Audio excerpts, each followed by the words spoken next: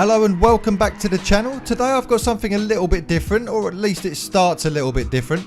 I've received a challenge from one of you guys. It came down from Crazy Driver and they said it's not impossible but it is tricky. The rules are pretty easy from what I understood. We both have to use the stock Alfa Romeo 4C from the choose from recommended section that you can see on the screen now. This means you definitely won't be able to tune it at all.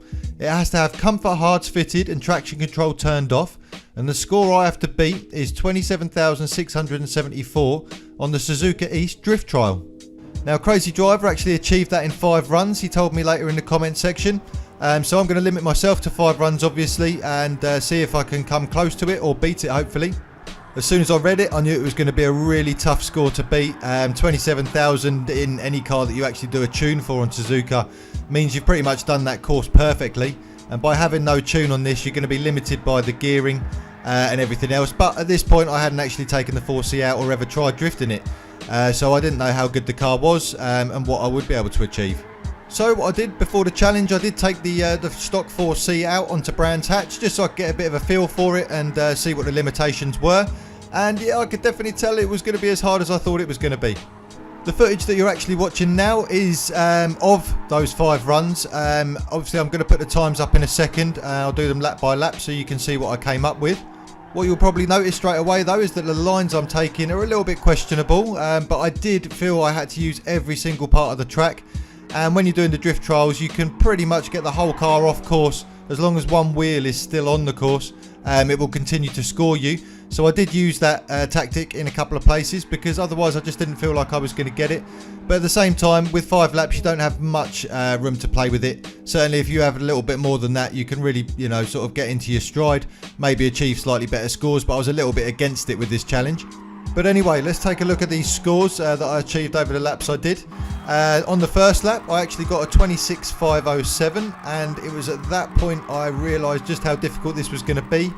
I pushed hard on that lap and I even made some mistakes, but that was the best I could do, so I was wondering whether I'd be able to do it at all. The second lap though, I thought I'd actually got him, but came out with a 27.226.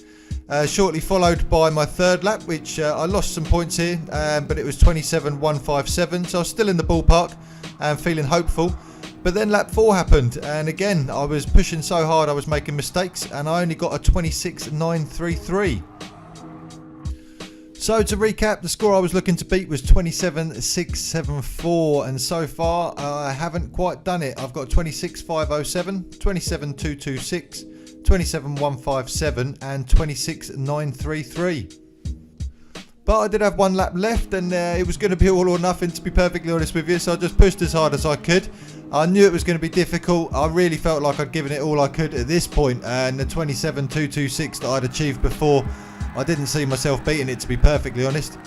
All I could do was use as much space on the track as possible, and like I said earlier, there is a little trick whereby as long as you keep one wheel on the track, it will continue to score you, so you'll see me do that quite a few times during this run. There is one big problem with this car in its standard form, certainly when it comes to drifting here at Suzuka, and that is the gearing. The third gear just needs to be a little bit longer, and I feel like that's all it would take really to make this a lot easier to use. But this is meant to be a challenge, and it certainly is, and Crazy Driver, I think you've set a really good challenge with this one. I'd be interested to see actually all those people watching, if you fancy having a go at this. The car's free, you might as well have a go. Give yourself 5 runs and see if you can beat my score, which is going to pop up in a second, or Crazy Driver's, and use the comment section to let us know what you achieved. And there we go, and I feel a little bit bad about this because I think it was more luck than anything else, to be honest with you, but I did manage to finally pull it out of the bag on the last lap at 27.766. So not even 100 separating us, and genuinely I don't know how much more there is to give with that car in its standard form. But one thing I definitely learned by doing this challenge is that the 4C is a capable car. So much so that I then went on to actually create a drift setup for it and played around with it, which is what I'm going to go over now. And this has become one of my favourite cars. It's so versatile, you've got so much control with the handbrake, it's just a lot of fun. So what we'll do now is I'll just take you over to my drift setup that I've created for this one, and then I'll show you a few skids after that. So for my build of the 4C here, what I've done is take the power all the way up to the top, so it's level 3 there, and take it to 157%, which will give you 370 brake horsepower. With the weight reduction, I chose to just leave it on level 1 and drop it to the 93%. You can take it further if you want to, but I just couldn't see the point for the tiny little amount you drop in there. Just didn't seem worth spending the mileage points, to be honest. Traction control for this build is set to 0.